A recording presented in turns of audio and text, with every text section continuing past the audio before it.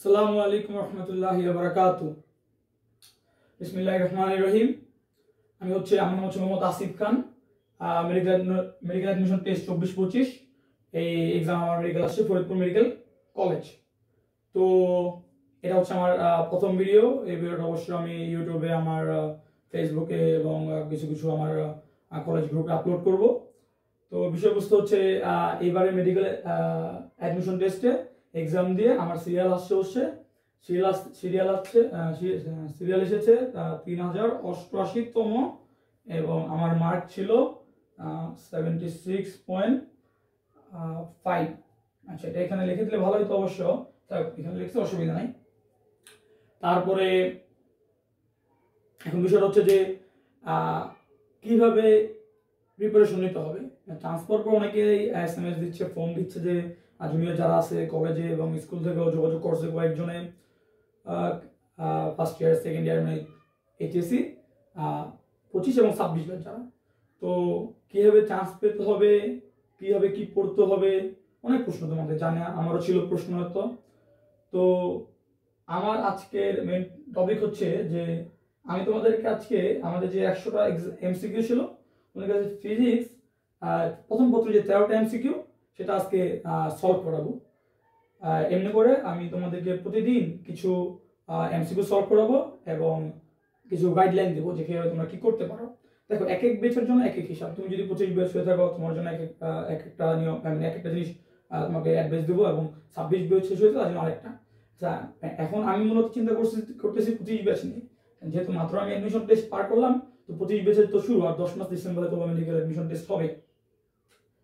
তো আমি মূলত আমার থেকে বলি যে একটা স্টুডেন্ট, আমি মনে করি যে তিন কোয়ালিটির স্টুডেন্ট আছে। আমি যদি বলি প্রথম কোয়ালিটি যে সে হচ্ছে প্রচুর পড়াশোনা করে, সে হচ্ছে তার টার্গেট DMC অথবা ঢাকার ভিতরে সে আসবে, মোটামুটি সে কনফার্ম থাকে, ফার্স্ট ইয়ার থেকে সে পড়ে বা প্রচুর পড়াশোনা করে, বই টই সে একদম সব মুখস্থ করে ফেলায়। সো তার জন্য আমার ভিডিও তেমন উপকারে আসবে বোধ হয় না। কিন্তু আরো দুই কোয়ালিটি, সেকেন্ড কোয়ালিটি হচ্ছে যারা মোটামুটি মেডিকেলের প্রিপারেশন নেয়, মোটামুটি আশাবাদী, হ্যাঁ চান্স হবে, মোটামুটি হালকা মোটামুটি শিওর থাকে হ্যাঁ চান্স হবে। আমার মতো আর কি মাইন্ড ছিলাম, মনে হচ্ছিল হ্যাঁ চান্স হবে, কিন্তু কোথায় হবে 2000 না 3000 না 1000 না সেটা জানা ছিল না। তো আল্লাহর রহমতে আসছে 3088। এবং আরেক কোয়ালিটি হচ্ছে যারা জানে যে চান্স পাওয়ার জন্য খুবই কষ্টকর, কিন্তু হতে পারে তাদের জন্য। কারণ তারা যদি পরিশ্রম করে, কারণ পরিশ্রম অবশ্যই সফলতার মূল চাবিকাঠি, পরিশ্রম করলে তারা অবশ্যই পারবে। সো অনেক কথা আছে তোমাদের সাথে, আমার অ্যাডমিশনের প্রিপারেশন, কীভাবে এক্সাম দিলাম, 1 ঘন্টা প্রতিটা MCQ কেমনি কি, ঠিক আছে, সব অনেক কথা আছে। কিন্তু তুমি বলতে পারো যে ভাই MCQ সব তো ইউটিউবে অনেক পাওয়া যাবে, আপনার ভিডিও কেন দেখবো। সো ভাই আমি হচ্ছে কি তোমাদের আর কি আমি কিভাবে থিঙ্ক করছি, মানে 13টা MCQ এটা নিয়ে কথা বলি, যেহেতু এটা বলবো আমি কিভাবে থিঙ্ক করছি। মানে 13টা MCQ, এক একটা MCQর জন্য কোনোটার জন্য আমার 10 সেকেন্ড, কোনোটা 20 সেকেন্ড, 1 মিনিট, একটা স্কিপ করছি, কেন স্কিপ করছি, এরকম বিষয়বস্তু নিয়ে কথা বলবো, যেন তুমি ফিল করতে পারো যে হ্যাঁ তুমি এইভাবে আমার সাথে তোমার মিলে কিনা, তুমি এইভাবে দিতা কিনা, সেটা আর কি। এবং আরো কথা আছে অনেক, সবার শেষেও 13টা প্রশ্ন সলভ করার পরও কিছু কথা থাকবে বলবো। তো ঠিক আছে, তাহলে শুরু করি আমরা, না? আচ্ছা,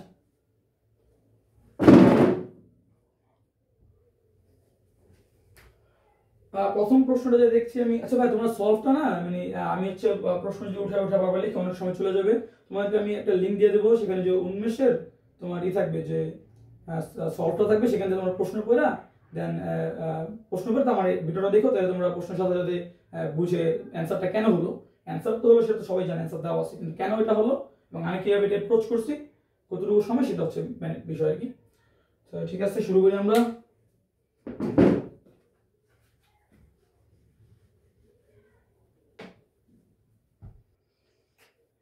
আর ভাইয়া আমার প্রথম ভিডিও, যদি কোনো ভুল টুল হয়ে থাকে ক্ষমাসুন্দর দৃষ্টিতে দেখবা, ঠিক আছে। আচ্ছা, এখানে প্রথম প্রশ্ন দেখতেছি আমি, যে দুটি ভেক্টর রাশির মান 8 ও 6 একক।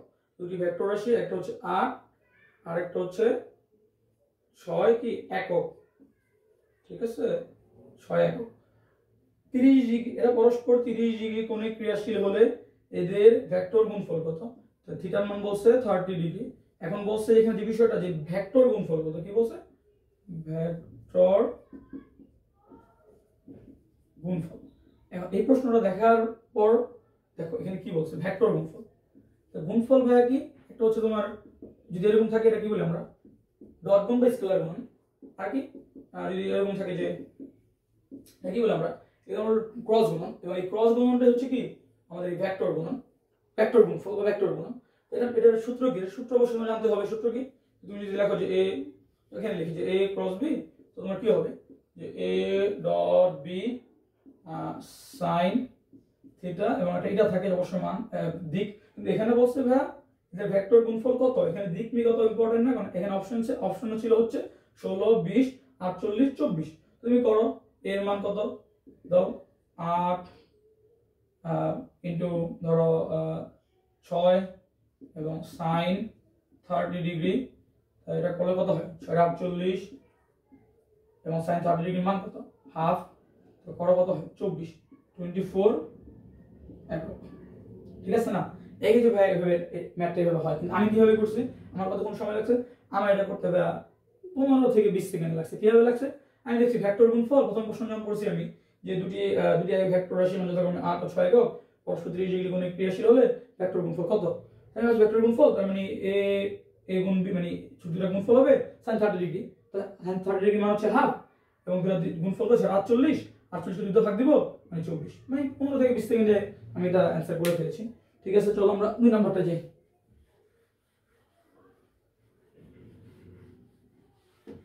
প্রথম ভোটটা একটু কাবাকাবি করতেছে, তো একটু ভালো মতো সেটা করা উচিত ছিল। দ্বিতীয় নম্বর যে প্রশ্নটা আমি দেখছি হচ্ছে স্থিতি অবস্থা থেকে কোনো বস্তু কণা সুষম ত্বরণে আনুভূমিক সরলরেখা বরাবর যাত্রা শুরু করলো। আনুভূমিক সরলরেখা বরাবর যাত্রা শুরু করলো মানে স্থিতি অবস্থা, মানে স্থিতি অবস্থা বলতে কি ইউ মানে 0। তো স্থিতি অবস্থা থেকে কোনো বস্তু কণা সুষম ত্বরণে মানে এ হচ্ছে সুষম মানে কোনো পরিবর্তন হয়নি, যে সব জায়গায় সেম, ওকে। সুষম ত্বরণে আনুভূমিক সরলরেখা বরাবর যাত্রা শুরু করলো, মানে আনুভূমিক সরলরেখা বলতে এখানে কি বোঝাইছে ভাই, আমরা 99 যেভাবে পড়ছি না, মানে 99 আমরা যত ম্যাথ করছি সব ছিল আনুভূমিক সরলরেখা, মানে একমাত্রিক বুঝাইছে আর কি, বুঝছো।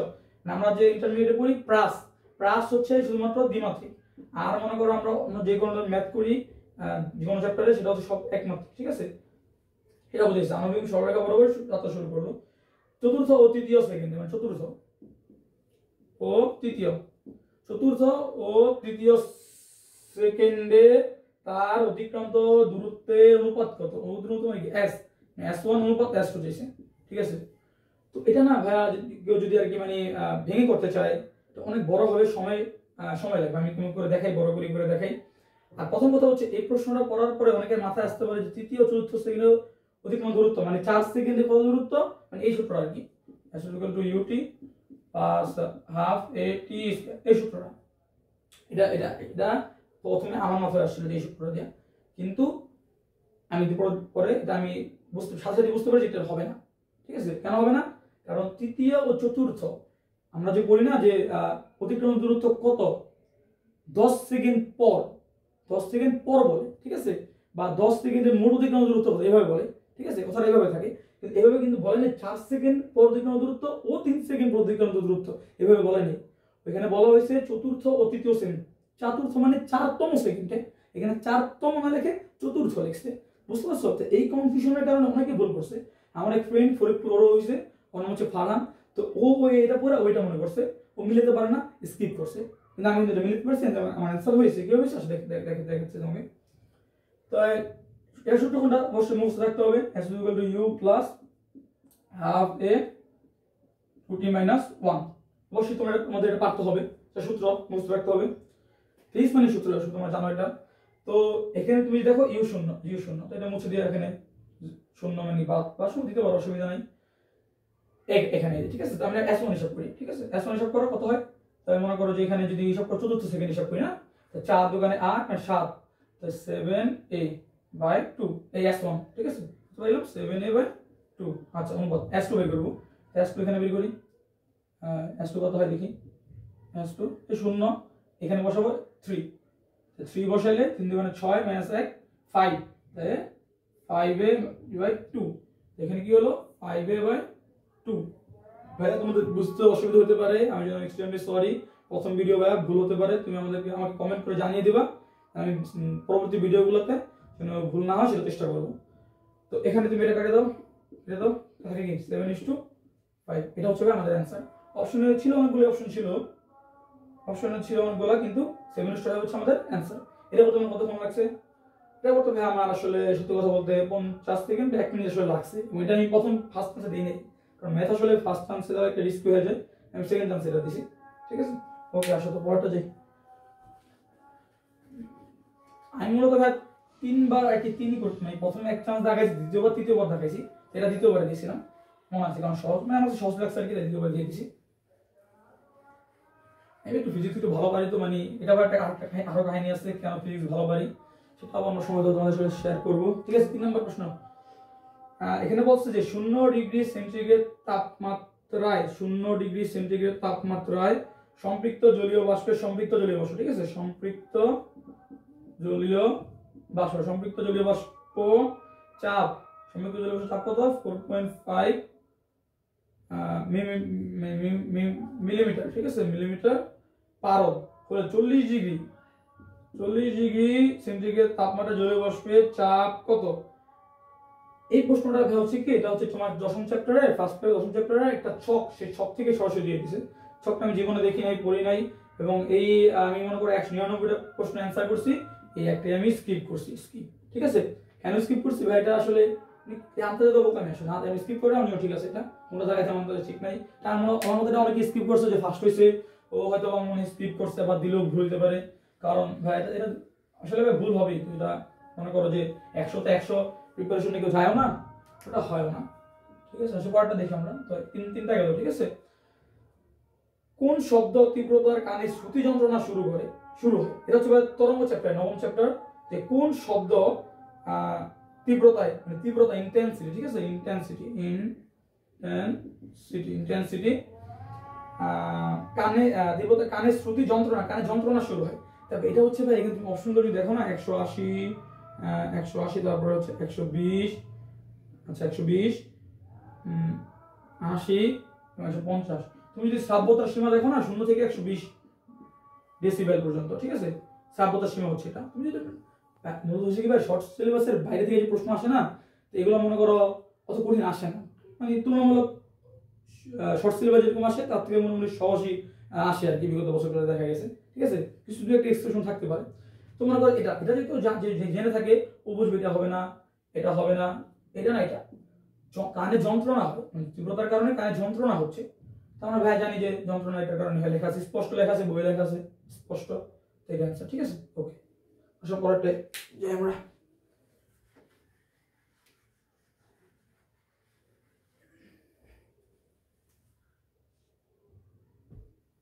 অনেক সময় লেট হয়ে যাচ্ছে, তুমি কষ্ট লাগবে, তুমি টেনে দেখো। ঠিক আছে, আসলে অনেক আমি ভাবছিলাম আর তাড়াতাড়ি শেষ করে দেবো।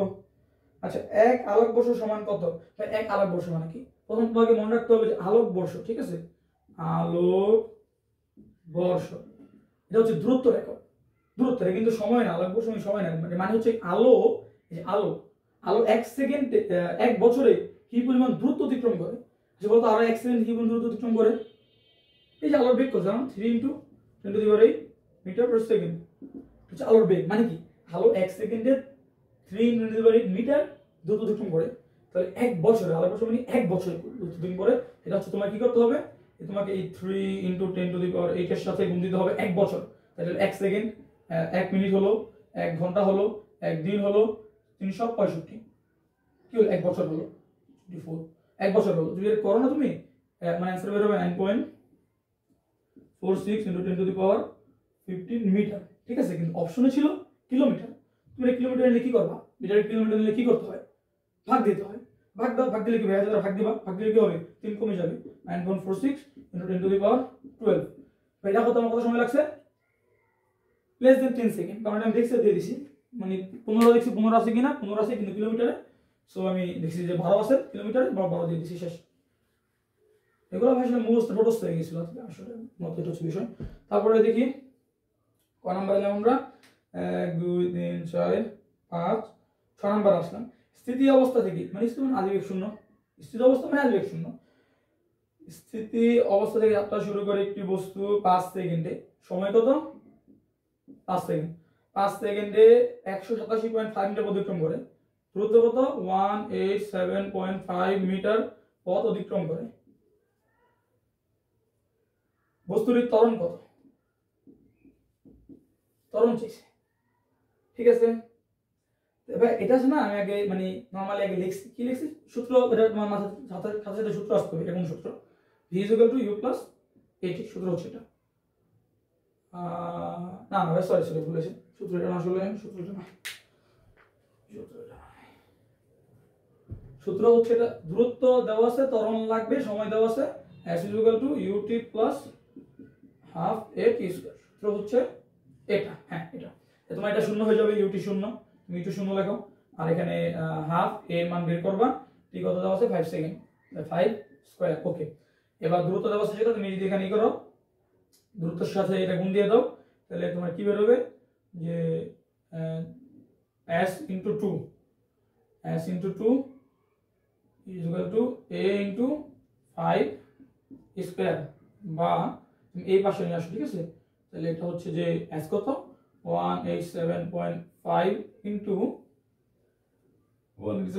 2 ডিভাইডেড 5 স্কয়ার 25, ঠিক আছে। এখন কিভাবে কাজ করব, আমি কিভাবে করছিলাম, আমি যেভাবে করছি সেভাবে তোমাদের করে দেখাই। আমি এটা করার আগে, এরকম জিনিস একটা করার আগে আমি অপশন চাইছি। অপশন কত দেওয়া আছে? অপশন দেওয়া আছে হচ্ছে তোমার 15 মিটার/সেকেন্ড, 25 মিটার/সেকেন্ড, মিটার/সেকেন্ড স্কয়ার আসলে 7.5 মিটার/সেকেন্ড স্কয়ার, আর ছিল 3 মিটার/সেকেন্ড, না 5 মিটার/সেকেন্ড স্কয়ার। ওকে, তাই আমি দেখছি অপশনগুলো কি খুব দূরে দূরে না, আমার জন্য সহজ হয়ে গেল আর কি। তো আমি কি করছি, ভাগ দিছি এটা 12.5, এটা বাদ দিয়ে দিছি, আমি 12 চিন্তা করছি, এটা 0.5 বাদ দিয়ে দিছি, এটা চিন্তা করছি। ভাগ দিলে কত হয় 10 × 12 120, 10 × 12 120 যদি হয়ে থাকে তো 10 পাইলাম, আর থাকে বাদ বাকি থাকে কত, বাদ বাকি 187, তার মানে তোমার 67 আর কি। 5 × 12 = 60, আমি যখন আমরা 5 যোগ করি 5 × 12 = 60, 15 কিন্তু অলরেডি হয়ে গেছে, আর থাকে 7, তাহলে 7 এর 5 ভাগ দিলে পয়েন্ট সামথিং, হ্যাঁ লেস দেন মানে এত প্লাস মাইনাস একটা আসে, তো বোঝা যায়, ঠিক আছে। তো ওইসব করে আমি এটা দাগাই দিছি, কারণ এই 16 ধরো 15 হলো, 16 হইলো, 17 হইলো, বা 14 হইলো, ঠিক আছে না, কিন্তু 25 এগুলো হবে না, এটা বোঝা গেছে, ঠিক আছে। এগুলো হবে অ্যানসার করতে হবে, এগুলোর জন্য তুমি আসলে একদম ইকুয়েট নিশ্চয় বাইক করতে গেলে কষ্ট হয়ে যাবে। গতবার মনে করি এক্সাম একটা প্রশ্ন ছিল কেমিস্ট্রির, তোমার ওই যে আংশিক চাপে, গতবারের একটু মানে তোমার 23-24-এ, ওগুলো অনেকে পারে নাই, কারণ ওগুলো ছিল মানে একদম ইকুয়েট, সব কাছাকাছি অপশন ছিল তো, কিন্তু আমাদের এটা হয় নাই, আলহামদুলিল্লাহ ভালো হয়েছে আর কি, সবার জন্য ভালো হয়েছে যারা পারছে অবশ্য, ঠিক আছে। পরেরটা আসি, পরের প্রশ্ন হচ্ছে যে একটি বস্তু 4.9 মিটার/সেকেন্ড বেগে খাড়া উপরের দিকে নিক্ষিপ্ত হলে এটি কত সময় শূন্যে থাকবে? বুঝতে পারছো, মানে একটা বস্তুকে উপরে নিক্ষেপ করছে 4.9 মিটার/সেকেন্ডে, কত সময় শূন্যে থাকবে? আচ্ছা আমরা তো কিছু বাদ দিই, একটা বস্তুকে নিক্ষেপ করছে এই বেগে, সময় কতটুকু? আচ্ছা v = u - gt, সূত্র এটা, নিক্ষিপ্ত বস্তুর সূত্র। আচ্ছা তাহলে v শূন্য সেবেগ উপরে একদম 0 হয়ে যায়, u 4.9 - g 9.8, 1 সেকেন্ড বলছে, এই যে 1 সেকেন্ডে, না না সেকেন্ড বাই করব, সময় বের করব, আসলে সময় বের করব, ঠিক আছে। তো তাহলে এটাই পাশে নিয়ে আসলে পজিটিভ হয়ে যায়, দেন t = 4.9 9.8 করলে হয় হাফ। এটা কি সময় বের হলো বলো? নিক্ষিপ্ত করলাম, উপরে উঠলো, বেগ শূন্য হলো হাফ সেকেন্ডে, আবার সেকেন্ড থেকে নিচে নামবে হাফ সেকেন্ড, মোট সময় মোট টি কত? হাফ প্লাস হাফ 1 সেকেন্ড, ঠিক আছে। মোট টি মানে উপরে মারলাম হাফ সেকেন্ড, নিচে পড়লো হাফ সেকেন্ড, এবং মোট হলো আমাদের আমার 1 সেকেন্ড, ঠিক আছে। তো উত্তর হচ্ছে 1 সেকেন্ড। একটা বস্তুকে নিক্ষেপ করলাম এই বেগে, সে উপরে গিয়ে নিচে নামলো, সময় লাগলো কতটুকু? 1 সেকেন্ড। আমি কিভাবে করছি? আমি আসলে এটা কিভাবে করছি, আমি আসলে এটা করি না, এটা মুখে অ্যান্সার হয়ে গেছে, যে আমি মুখে হিসাব করছি 4.9 × 2 ডিভাইডেড বাই 9.81, ঠিক আছে। এটা মুখে এটা আমার আসলে 5 সেকেন্ডের মতো লাগছে আসলে, আর দাগে যাওয়া তখন লাগছে আর কি, এটা সময় লাগে নাই, ঠিক আছে ভাই, শান্ত হয়ে যাচ্ছে।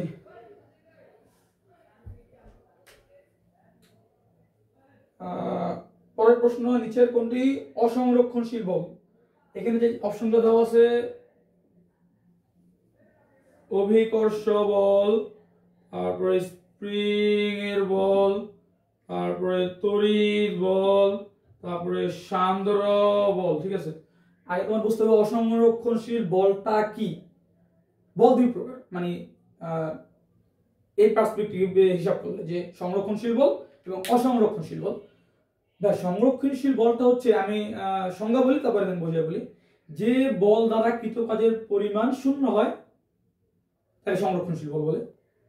আর অসংরক্ষণশীল বল যে বল দ্বারা কৃত কাজের পরিমাণ শূন্য হয় না, এটাকে অসংরক্ষণশীল বল বলে। এটা হচ্ছে 1 নম্বর কর জন্য সূত্র, মেডিকেল করে লাগবে না, তখন বুঝতে হবে নিজের মতো করে যে সংরক্ষণশীল বল হচ্ছে যে বলটা আসলে নষ্ট হয় না। ধরো যে স্প্রিং দিয়ে বোঝাই, স্প্রিং এর টান দিলা, ওর ভিতরে টান দিলে কি হলো, বিভব শক্তি জমা হলো, ছেড়ে দিলা, গতিশক্তি রূপান্তরিত হলো। মানে ওর যে বলটা না, যান্ত্রিক শক্তিটা না কিন্তু রয়ে গেল, এটা কিন্তু মানে গতিশক্তি এখানেই থাকলো, এটাকে পুনরুদ্ধার করা গেল। ঠিক আছে, পুনরুদ্ধার করা গেল। দেন যদি এটা হিসাব করি যে অভিকর্ষ বল, একটা বস্তু উপরে নিলাম, বিভব শক্তি জমা হলো, সেটা ছেড়ে দিলাম, গতিশক্তি রূপান্তরিত হলো, যান্ত্রিক শক্তি কত, যান্ত্রিক শক্তি যোগফল শূন্য। তড়িৎ বল সেম, যান্ত্রিক শক্তি শূন্য। কিন্তু তুমি সান্দ্র বল মানে কি, সান্দ্র বল হচ্ছে ঘর্ষণ, প্রবাহীর ঘর্ষণ কি সান্দ্রতা বলে। ঘর্ষণ কি, এটা তো একটা যে কোনো একটা কিছু, ধরো তুমি একটা গাড়ি নিয়ে গেলাম, তো গাড়ি নিয়ে গেলে কি হবে, গাড়ি, ঠিক আছে, গাড়ি ধরো গাড়ি, ঠিক আছে, তো তুমি যদি গাড়ি যায় না, তো এখানে যে ঘর্ষণটা হয়, ঠিক আছে, যাটা এই ঘর্ষণটা হয়, ও ঘর্ষণ হওয়ার ফলে ওর যে গতিশক্তি বা যে কোনো শক্তিটা কিছু রূপান্তরিত হয়, তাপ শক্তি হয়ে যায়, নষ্ট হয়ে যায়। আসলে এটার পাওয়ার কোনো ওয়ে নেই, তুমি বুঝবে, তুমি এগুলো ফিল করতে পারলে বুঝবে, ওয়ে থাকে না, তখন এটা হচ্ছে তোমার যে এটা হচ্ছে অসংরক্ষণশীল বল। ঠিক আছে, তো উত্তর কি সান্দ্র বল, এটা হচ্ছে ঘর্ষণ। সান্দ্র বল এক প্রকার ঘর্ষণ। অসংরক্ষণশীল বলের উদাহরণ আরো আছে, সবল নিউক্লিয় বল, দুর্বল নিউক্লিয় বল। ঠিক আছে, এগুলো হচ্ছে অসংরক্ষণশীল বল। ওকে, কয়টা শেষ করলাম, 3 6 8টা শেষ করছি। আমার 5টা আছে না, হ্যাঁ 5টা আছে। ঠিক আছে ভাইয়া, তারপরে দেখি একটি গোলকের ব্যাসার্ধ, গোলক মানে বুঝতে হবে, গোলক ওই যে তোমার বৃত্ত না কিন্তু গোলক। এটি গোলকের ব্যাসার্ধ হচ্ছে 10 ± 0.1, আয়তনের শতকরা ত্রুটি কত, আয়তনের শতকরা ত্রুটি কত। ঠিক আছে, এই কিন্তু গোলকের ক্ষেত্র আয়তনের সূত্র কি, 4/3 πr3, গোলকের ক্ষেত্রফলের সূত্র। ঠিক আছে, তো এই ধরনের এমসিকিউ কিভাবে সলভ করবা, এই ধরনের এমসিকিউ সলভ করার একমাত্র উপায় হচ্ছে শর্টকাট। এটা তুমি বিস্তারিত করতে গেলে 5 মিনিট 10 মিনিট লাগতে পারে, শর্টকাটে তোমাকে শেষ করতে হবে। আচ্ছা, কেন তুমি কিভাবে বুঝো যে প্রশ্নটা আসবে বা প্রশ্নটা আমার শিখতে হবে শর্টকাট? ভাইয়া মানে আমি তো প্রিপারেশন নিচ্ছি, মানে বিগত বছরগুলোতে এরকম প্রশ্ন অনেক আসছে, তুমি যদি প্রশ্ন নিয়ে ঘাটাঘাটি করো এরকম প্রশ্ন অনেক পাবা। এরকম প্রশ্ন আসে, 3 টাইপের প্রশ্ন আছে, দৈর্ঘ্য শতকরা সংযুক্তি, ক্ষেত্রফল শতকরা সংযুক্তি, আয়তনের শতকরা সংযুক্তি। ঠিক আছে, আমি কোনটা শিখছি, এটাও শিখছি, এটা এসে পড়ছে, এটা দিছি অ্যান্সার। তো আয়তন কিভাবে শর্টকাটটা কি, শর্টকাটটা হচ্ছে আয়তনের ক্ষেত্রে যেখানে 3 থাকে না, 3 আনতে হয়, ক্ষেত্রফলের 2 আনতে হয়, এই ক্ষেত্রে 1 আনতে হয়, ইনটু তোমার যে এটা ত্রুটির পরিমাণ 0.1 প্লাস মাইনাস যেটা, আর ডিভাইডেড হচ্ছে এই 10 মানে যে মানটা, ইনটু হচ্ছে 100%। এই শর্টকাট এটা মনে থাকতে হবে, এটা মনে থাকবে, এটা তোমার এক্সামের আগ আমার দেখতে হবে, রিভাইজ দিতে হবে, তাহলে এটা পারা সম্ভব আসলে, কারণ এগুলো আসলে পড়লেও একসময় মনে থাকে না। ঠিক আছে, তো করো কত হয়, আরো 10 থাকে, 10 এর গুণ 1, অ্যানসার 3%। ঠিক আছে, এখানে 3% অ্যানসার। ওকে, পরেরটা যাই।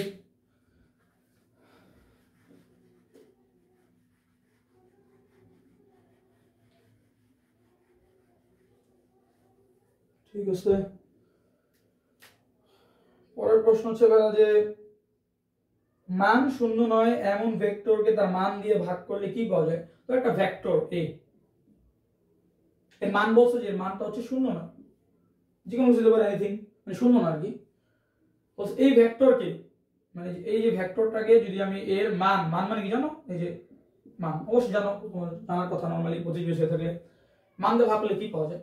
এই ভেক্টরকে মান দিয়ে ভাগ করলে এই ভেক্টরের বরাবর একক ভেক্টর পাওয়া যায়, একক ভেক্টর। এখানে অপশন ছিল হচ্ছে একক ভেক্টর, নাল ভেক্টর তো তোমার শূন্য, এই ভেক্টর কোনো দিকও নির্দিষ্ট দিকও নাই, শূন্য, যে মানে দিক আছে নির্দিষ্ট দিক নেই, মান শূন্য কিন্তু দিক আছে নির্দিষ্ট দিক। তারপরে নাল ভেক্টর সমতলীয় ভেক্টর, একটা সমতলে থাকে অনেকগুলো ভেক্টর, সমতলীয় ভেক্টর, ঠিক আছে। তারপরে অবস্থান ভেক্টর হচ্ছে প্রসঙ্গ কাঠামোর সাপেক্ষে, যেটা মানে তোমার প্রসঙ্গ কাঠামোর সাপেক্ষে, একটা প্রসঙ্গ কাঠামো চিন্তা করো, একটা গাছ, হ্যাঁ ঠিক আছে, প্রসঙ্গ কাঠামোর সাপেক্ষে একটা যেমন একটা বস্তুর অবস্থান, সেটা হচ্ছে অবস্থান ভেক্টর। এছাড়া একক ভেক্টর, এটা আসলে তোমার ভেক্টরের বেসিক, আসলে ভেক্টরের বেসিক তোমার যদি জানা থাকে এগুলো আসলে তোমার প্যারা দিবে না, এগুলো করতে আসলে 5-10 সেকেন্ডের বেশি সময় লাগার কথা না আসলে, ঠিক আছে। এগুলো আসলে বেসিক জানতে হবে, ভেক্টরের বেসিক জানলে হয়ে যাবে সবাই। তারপরে হচ্ছে তোমার এটা হচ্ছে ইন্টারেস্টিং, এটা আসছে তোমার ইসের থেকে তরঙ্গ থেকে আসছে। দুটি শব্দের কম্পাঙ্কের অনুপাত, কম্পাঙ্ক মানে হচ্ছে যে f1 is to f2, কম্পাঙ্কের অনুপাত কত? 5:6। ওকে, নো প্রবলেম। তাদের তরঙ্গ দৈর্ঘ্যের অনুপাত কত? তরঙ্গ দৈর্ঘ্যের অনুপাত কত? গুড কোশ্চেন, এটা ভালো লাগছে আমার আসলে, এটা আমি মজা পেয়েছি এটা করে আসলে, কিন্তু কেন মজা পেয়েছি আসলে যা দেখা গেছে। এই প্রশ্নটা তোমরা কেমনে অ্যান্সার করবা? আচ্ছা সূত্র জানো তো, v = f সূত্র জানো, ঠিক আছে। এরকম দুটো বসাই দেব, বসানোর আগে তোমাকে এই করতে হবে, কাজ করে নিতে হবে যে f = v বাই ল্যামডা এবং f সমানুপাতিক 1 বাই ল্যামডা। v বাদ দিয়ে দিলাম, v বাদ দিয়ে দিলে সমানুপাতিক চিহ্ন আনতে হবে। এখানে এই জিনিসটা অনেকে বোঝে না, কেন v বাদ দিলাম অনেকে বোঝে না, আমি বুঝতাম না আগে। কারণ ভাই হচ্ছে কি, মানে এরকম প্রশ্নের ভিতরে সরাসরি বলা থাকে না বেগের কথা, কিন্তু বেগ না ভাই তোমাদের ক্ষেত্রে একই থাকে, মানে দুটো শব্দের ক্ষেত্রে বেগটা একই থাকে। যেমন প্রশ্ন হবে যে e = ½ mv², বেগ দ্বিগুণ করলে শক্তি কত গুণ হয়, ভর কি হিসাব করো, বাদ দিয়ে দাও না, ঠিক এরকম ভাবে তোমার ভর বাদ দিয়ে দিতে হবে, বুঝছো? ভর মানে ভর না, মানে বেগ বাদ দিয়ে দিতে হবে, হিসাব করো এটা, ঠিক আছে। তাহলে কি হলো, f1 গুণ দাও λ1, আর এখানে f2 λ2 কি দেওয়া আছে, f1 বাই f2 দেওয়া আছে। এটা মানে কি জানো, এটা মানে হচ্ছে f1 by f2, f1 by f2 দেওয়া আছে, f1 বাই f2 = λ2 বাই λ1, ঠিক আছে। λ2 বাই λ1 সমান মান কত, f1 বাই f2 মান কত, এটা মানে হচ্ছে যে 5/6 আর কি, মানে এটা মানে হচ্ছে 5/6, এটা ঠিক আছে। ওকে, এটা হচ্ছে যে f1 বাই f2 মান হচ্ছে এই 5/6, যেটা হচ্ছে যে λ2 বাই λ1, যেটা হচ্ছে যে এটা আর কি অনুপাত কত হবে, ওয়েট λ2 বাই λ1, ঠিক আছে। আমাদের হচ্ছে λ1 বাই λ2, কত হবে, λ1 উল্টা দিতে হবে, মানে λ1 বাই λ2 যেরকম উল্টা দিতে হবে, উপরে 6 নিচে 5। এটা হচ্ছে आंसर। আমার কত গুণ লাগছে, আমার সময় লাগছে, আমি জানি যে এটা ব্যস্তানুপাতিক প্রতীক, এটা যদি 5-6 দেওয়া আছে, এটা 6-5 হবে। ধরো একটু চিন্তা করছি অবশ্য, ধরো 15-20 সেকেন্ড লাগছে আমার, ঠিক আছে ভাই। আসলে আমি বুঝতেছি না আসলে তোমরা বুঝতেছো কিনা, প্রথম ভিডিও আমার মায়েদের চিন্তা তো আসলে থাকা, আল্লাহ ভরসা, সমস্যা নেই, বুঝলাম ইনশাল্লাহ। দেন হচ্ছে যে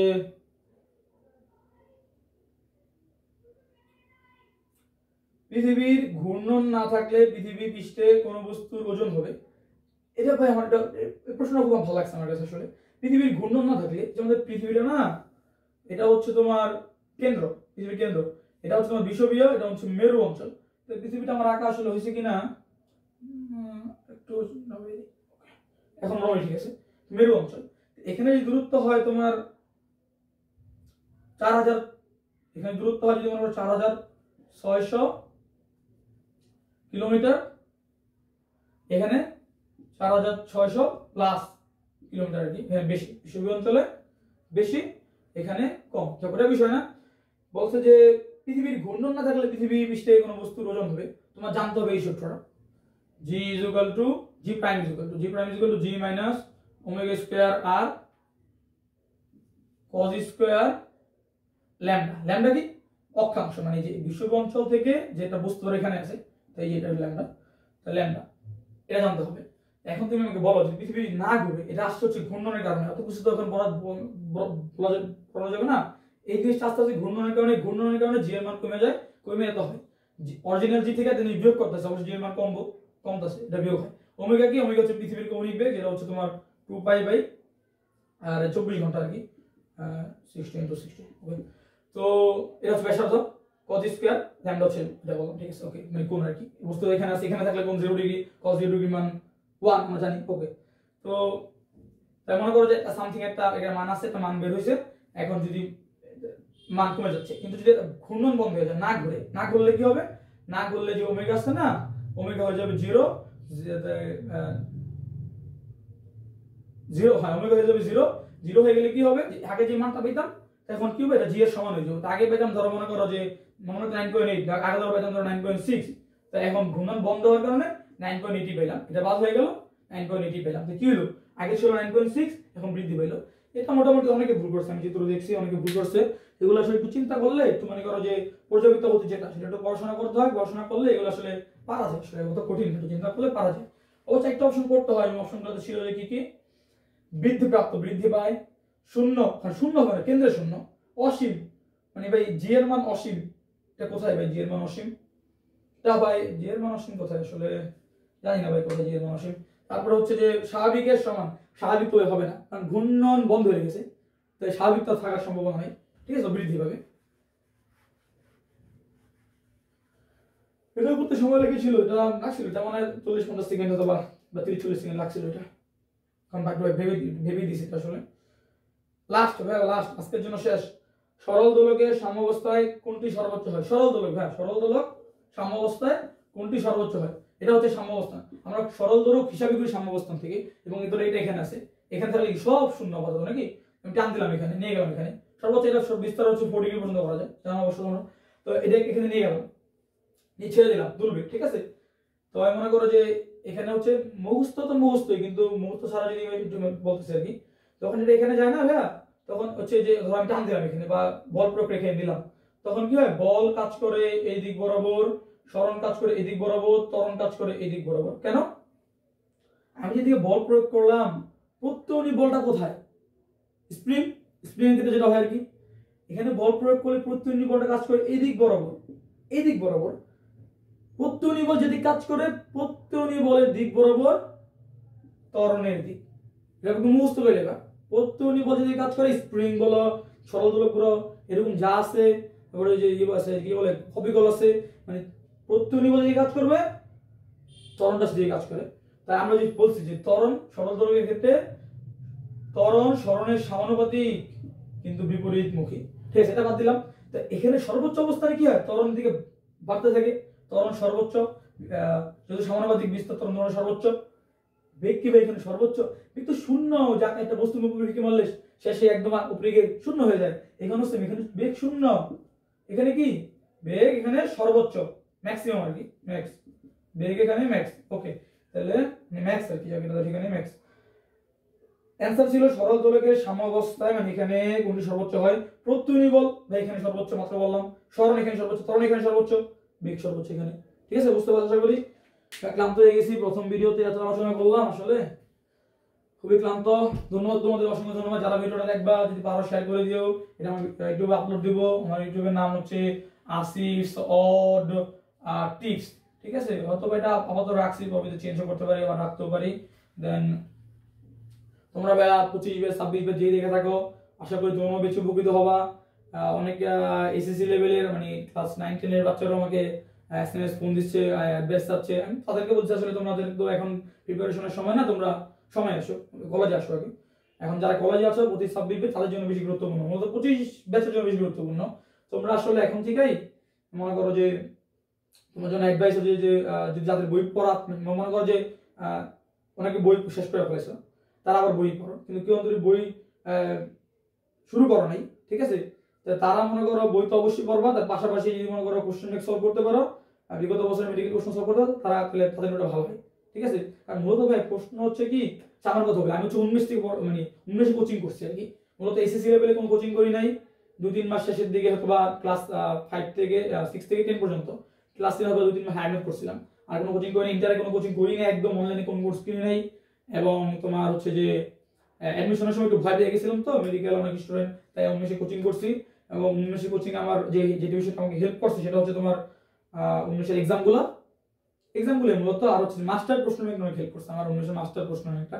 আর 19 থেকে যে মেরিটিক্স গুলো দেয় না, ওগুলো আসলে ভাইয়া মানে যারা মানে ওগুলো আসলে আমার ম্যাক্সিমাম 2% স্টুডেন্টের জন্য ওগুলো আসলে ঠিক আছে, কারণ যারা ডিএমসি চিন্তা করে, ঢাকা চিন্তা করে, তাদের জন্য ওগুলো আসলে পড়া ঠিক আছে, কিন্তু মেডিকেল সিট পাওয়ার জন্য ওগুলো পড়তে হয় না আসলে। তুমি যদি বই পড়ো এনাফ, তারপর আরো পড়তে চাও তাহলে তুমি করতে পারো তোমার হচ্ছে যে প্রশ্ন সলভ করো, বিগত বছর প্রশ্ন সলভ করো, প্রশ্ন ব্যাংক সলভ করো, ওই যে মাস্টার প্রশ্ন ব্যাংক সলভ করো, ঠিক আছে, এটা যথেষ্ট। মাস্টার প্রশ্ন ব্যাংক প্লাস বই প্লাস প্রশ্ন সলভ, এগুলো যথেষ্ট মেডিকেলে চান্স পাওয়ার জন্য। আমি তোমাকে বিশ্বস্ত করতেছি যে তুমি যদি এগুলো ঠিকমতো পড়ো। আর সবচেয়ে গুরুত্বপূর্ণ কি ভাই জানো, মানুষ যতই পড়ে না ভুলে যায়, আমরাও ভুলে যাই। তো এটা একটা বিষয় কি জানো ভাইয়া, মানে একটা যে মুভি দেখছো না লাকি ভাস্কর, আমিও দেখছি। তো তুমি কিভাবে শুরু করলা ভাই ওটা ম্যাটার না, তুমি কিভাবে শেষ করলা ওটাই সবাই মনে রাখে, ওটাই ম্যাটার। আমি কিভাবে শুরু করছিলাম, আমিও ভালো মতো শুরু করি নাই, তাই কিন্তু শেষ যেভাবে করছি এটাই কিন্তু সবাই দেখতেছে, ঠিক আছে। তো এটাই ম্যাটার, তুমি কিভাবে শুরু করো ওটা দেখবে না। তাই যত মানে তুমি চেষ্টা করবা যে আজকে আমি আধা ঘন্টা বললাম, কালকে আধা ঘন্টা 40 মিনিট, আমি আজকে 2 ঘন্টা, কালকে 2.5 ঘন্টা, এরকম যত আগে যাবা না, মানে পরীক্ষার দিকে আগে যাবা তত একটু নিজেকে একটু সব দিকে একটু বাড়ানোর চেষ্টা করবা, ঠিক আছে। কারণ মেডিকেলে চান্স পাওয়া বা কোনো ইঞ্জিনিয়ারিং বা যে কোনো ভার্সিটি চান্স পাওয়া মানে তুমি তোমার জীবনের অর্ধেক সাফল্য পেয়ে গেছো। এটা আমার কথা না, এটা আমার বড় ভাই আমাকে বলছে যে তুমি মেডিকেল চান্স পেয়েছো, তোমার জীবনের অর্ধেক সাফল্য পেয়ে গেছো। তো ঠিক আছে ভাই, এখন থাক, পরে আবার নতুন ভিডিওতে ফিজিক্সের সেকেন্ড পার্টে 7টা প্রশ্ন আছে, ওগুলো নিয়ে আলোচনা করব। এবং আরেকটা টুইস্ট দিয়ে যাই, টুইস্ট হচ্ছে যে আমি আসলে ইন্টারমিডিয়েট শেষ করার আগে মেডিকেলের চিন্তা করিনি আসলে, ইঞ্জিনিয়ারিং চিন্তা করি না, কিন্তু বেশিরভাগ সম্ভাবনা ছিল 70% পসিবিলিটি ছিল ইঞ্জিনিয়ারিং দিকে যাবো, বুয়েট কুয়েট রুয়েট এক্সাম দেবো, কিন্তু একটু সমস্যার কারণে দেওয়া হয় নাই যে কোনো কারণে। তো এটা আবার অন্যদিন শেয়ার করবো, কেন কিভাবে আমি মেডিকেলের চিন্তা না করেও কিভাবে মেডিকেল চান্স পেলাম, এটা একটা থাকুক, পরবর্তীতে জানাবো, ঠিক আছে তোমাদের। আসসালামু আলাইকুম রহমতুল্লাহ, ভালো থাকো সবাই, সুস্থ থাকো।